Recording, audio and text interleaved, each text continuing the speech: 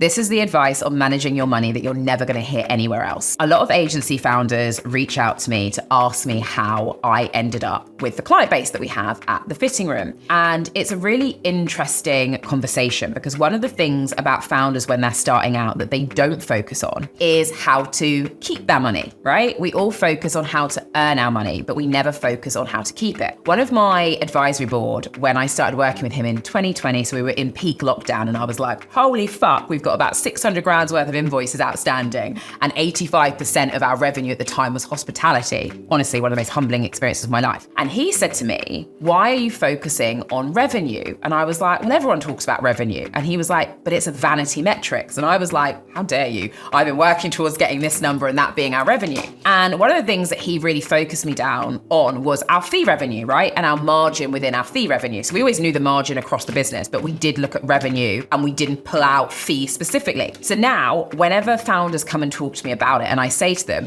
what's your fee revenue? They look at me blankly because a lot of them, the smaller ones this is, are focused on revenue and hitting that number. But revenue does not mean anything. Now, I'm not a person to come on the internet and give business advice on money because I can tell you I've categorically fucked up more times than I would ever care to admit. However, the fundamentals of understanding how your P&L work will determine whether you can grow or not. One of our biggest learnings as we work with bigger brands is that we essentially cash flow them, right? So we're doing a big campaign for a big global brand. They are not paying us until 30 days. So that 70 grand that needs to be paid up front is coming from us. Now, some people will argue back and say you shouldn't be covering that. But the reality is often if you want the work, particularly that first or second job, you cover the third party costs. It's just the reality if you want to get into those big rooms. So that means you need to know how to keep your money and you need to know the difference between your revenue and your fee revenue because it is the fee revenue that stays in your account that allows you to